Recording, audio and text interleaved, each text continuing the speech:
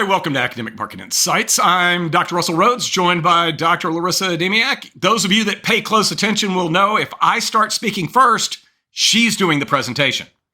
So, so this is actually part two of what we think, and we're not going to obligate you to this, but what we think is going to be a 15-part series on, just personal finance, and something that I don't think a lot of people do, and I am guilty of this one. Especially when I was younger, I just figured things would work themselves out. But actually, budgeting yourselves and really specifically money management and personal money management.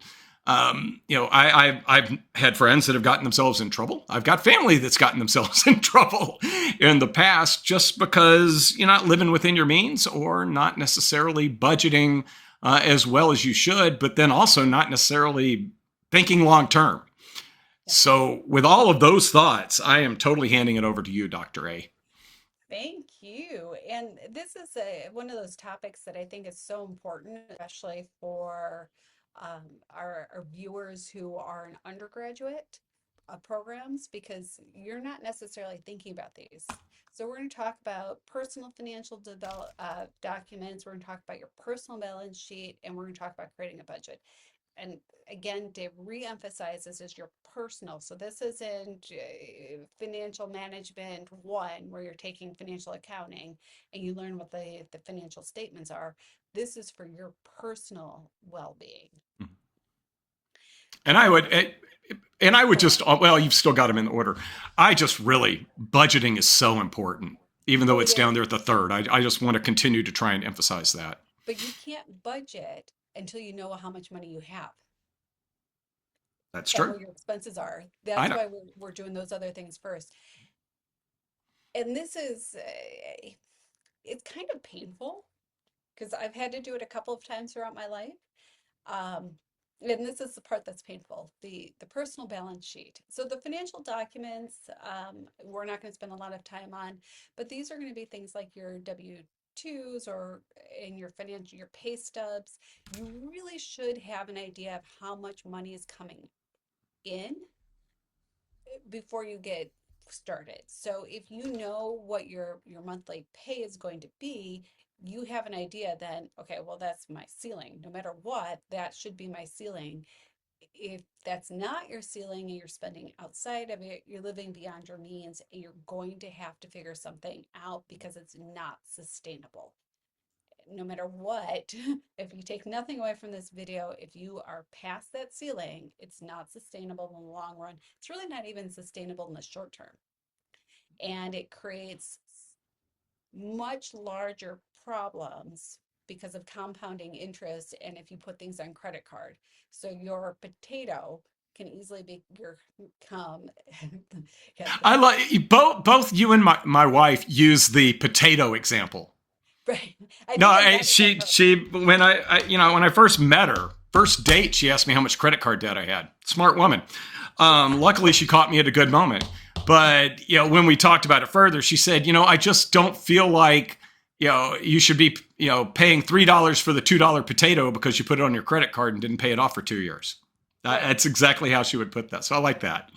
Well, and on top of it, it wouldn't even be a $2 to $3 potato. It might be a dollar potato, and then it costs you end up $6 because the interest rates for credit cards are pushing 30%, which is insane. And so, again, if you're in a situation like that, perhaps you shouldn't be buying the potato.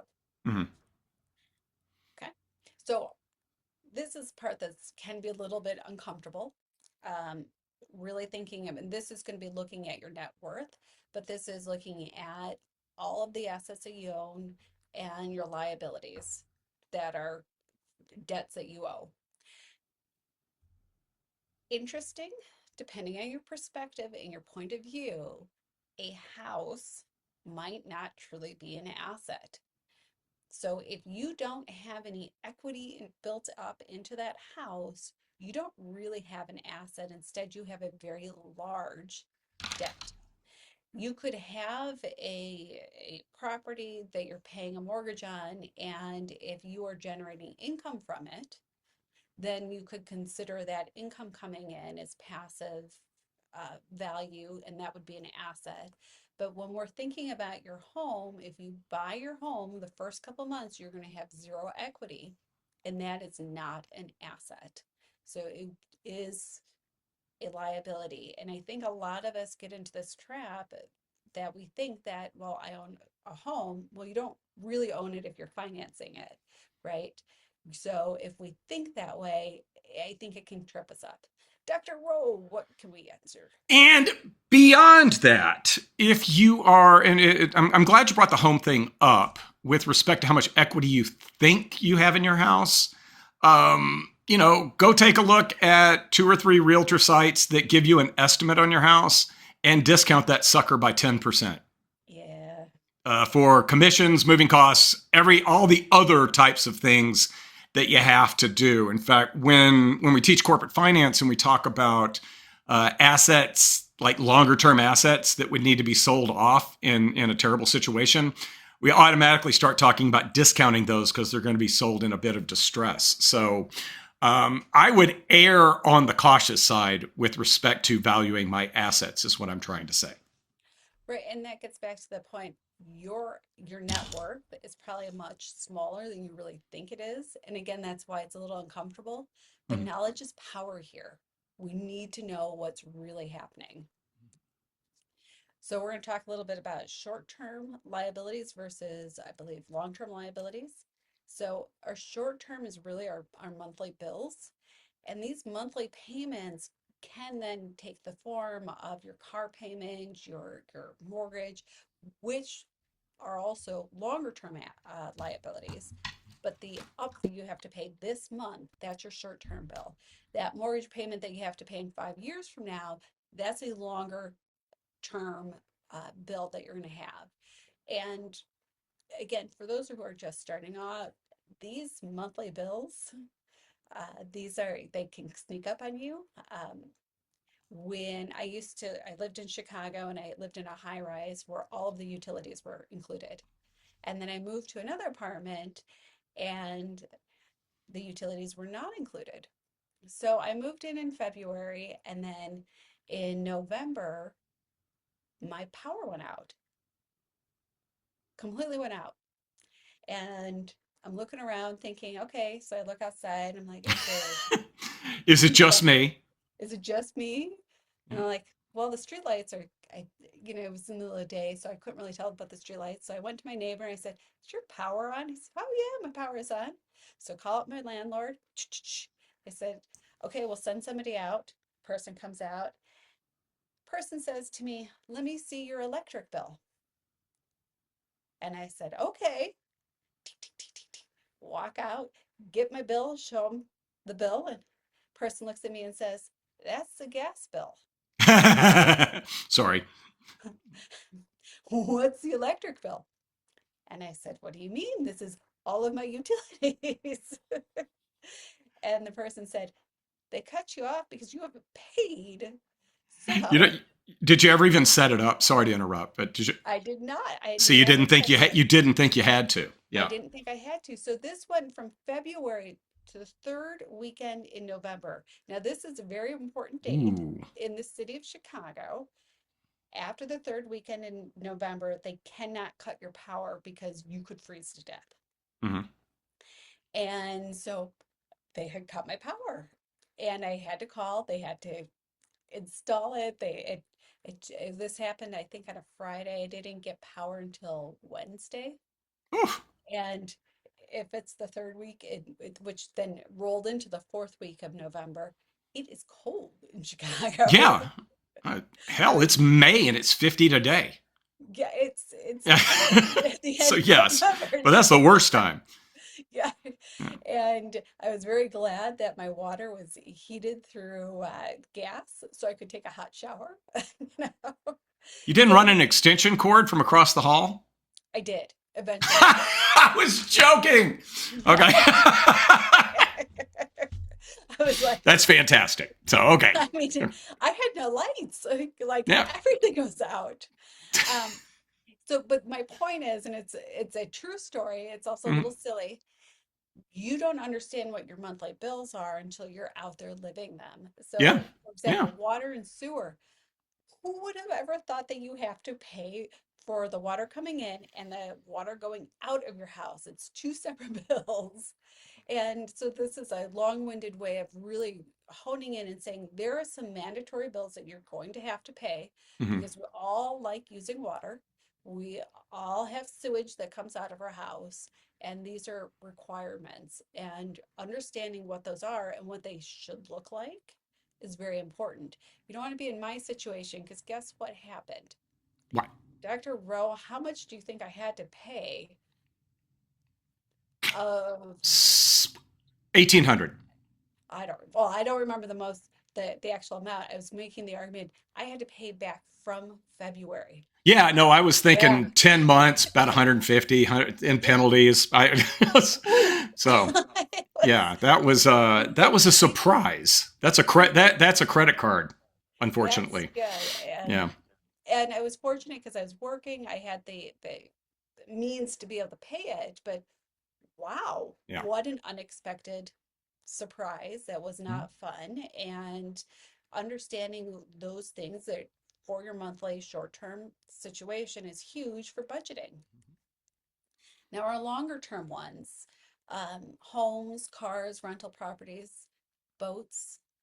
And then when we think about boats, we also have to think about the importance of the cost of boat gas. Yeah. And boat gas is very, very expensive. I don't understand why they well, I do, big supply and demand, but Yeah. Because they if can. because they can, but if you're going Yeah. to fill up at the dock, it's very expensive to fill up at the dock. So when we start to think about these things, these are going to be more discretionary purchases. However, they have a long-term impact overall. And this is the one that nobody likes, or at least I don't like. I think this one's so important. It's so important. I just think this one is so important. And it's kind of nice when you get credit card bills, when you get your checking account statement, they tell you what went in and went out every month. So, you have the tools. You have the tools, you have to look at them. What are you truly spending your money on? What is the cash that's coming in? And what is the cash that's coming out? And hopefully there's a leftover cash balance, and you could use that for savings, you can use that for emergency planning, you can use that for investments, you can use it for a good weekend in Vegas. There's lots of things you can use that disposable income on, but it should be your choice as opposed to you don't have any leftover income Mm-hmm. because you are spending beyond your means. These are some personal finance ratios.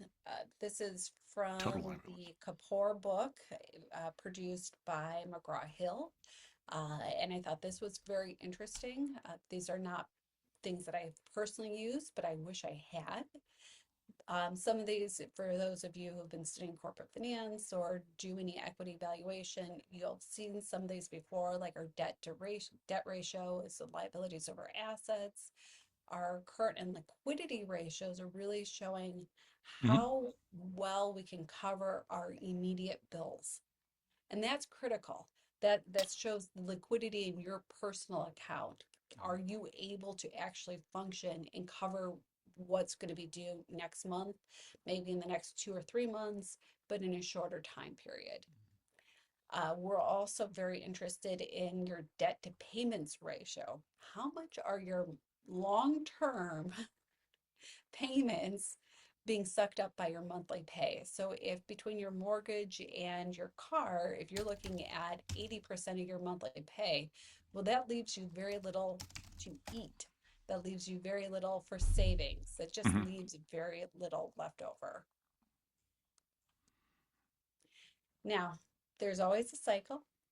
So for our budget creation, you have to first assess your current situation, and then you have to make a determination for your financial direction.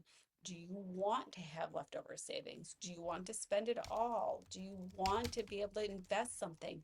The objective is, what are your goals? And you need to have that understanding of what your goals are before you can even start to create the budget. Mm-hmm. And then you implement it and you start to evaluate and follow whether or not you're able to do it. Um, I know I did this when my This would be a good circle. It is. It would be a Yeah, good it would be a start. good start. Not to, No, it would be. I think that maybe what you were reaching for there I was, think I so think too. it would be like a good, nice little cycle because, or at least there should be an arrow going, okay, and then you start over. Sure. Yeah. And one of the things that when I first had my first child, was really starting to think through some of these things, because the expenses for your kid, or at least I found, the expenses for children are so much that it really took some genuine thinking of, well, if we're looking at spending how much ever for daycare, what are we going to cut back to make sure that we're not spending a bit above the the cap of how much Mm-hmm. there is. You're going to look at, again, your fixed expenses are going to be your mortgage, your car payment, your insurance premiums, things like that. Those aren't really going to fluctuate. And then you're going to have to really start to think about those variable expenses. We were chatting just before this session, and Dr. Rowe let me know that Walmart had come out with their earnings and made a comment that they were losing money in the grocery division, and they're looking to potentially lower some of those price points for those things. That would then have an impact on your variable expenses. And then you could make adjustments given how inflation is impacting, or in this situation, a decrease in prices is going to impact your overall budget.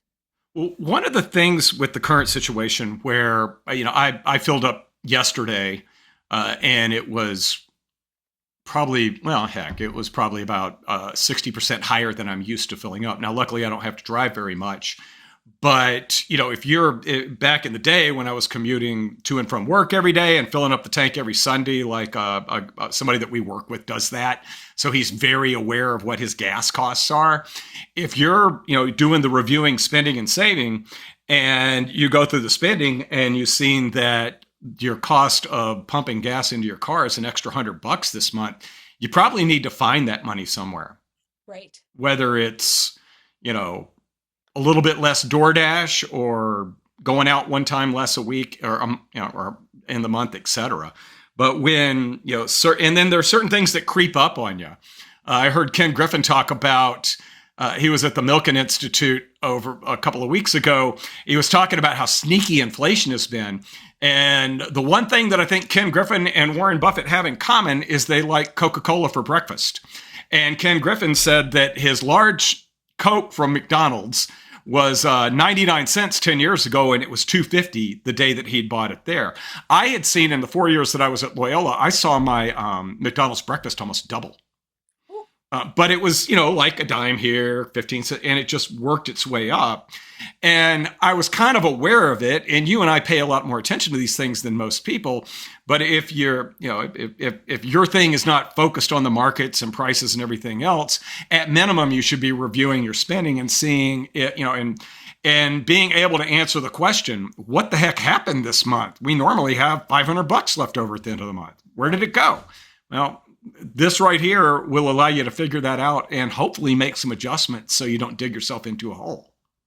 And the important thing, and I'm glad you brought up digging yourself into a hole. You don't want to be in the hole, because that's where No. you start to use the credit cards and you start to use Mm-hmm. credit card debt. And we will be talking about credit cards later in this series. They are very concerning, and we need to be very aware of the impact of credit cards and the compounding interest on our lives. So again, it's the really tracking your current spending and seeing where those variables, where you can tinker with them. When I was a doctoral student, I had a weekly budget of $20. And I've been there. well, let me rephrase that: a weekly discretionary Yeah, budget that's of $20. yeah. And I remember thinking, okay, well, if I get Chipotle, I'm kind of blowing my budget here.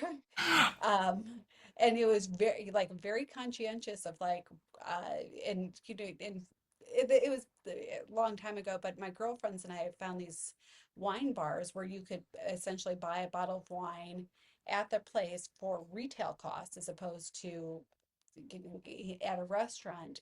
And so my $10 would go far at a place like that. But you had to be creative. And it helped me not dig myself into a hole while I was getting my doctorate. Now, when I was running on the floor, this will be quick.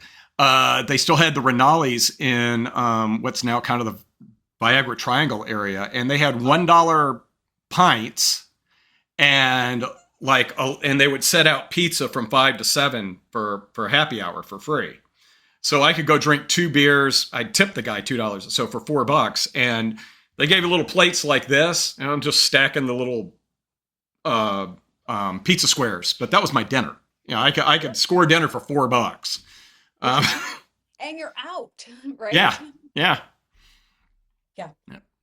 And so again, you don't know that you need to do that until you're in a situation where you're actually looking at it and you can make better decisions. So there's different types of budgeting systems, and this is really going to be dependent on who you are.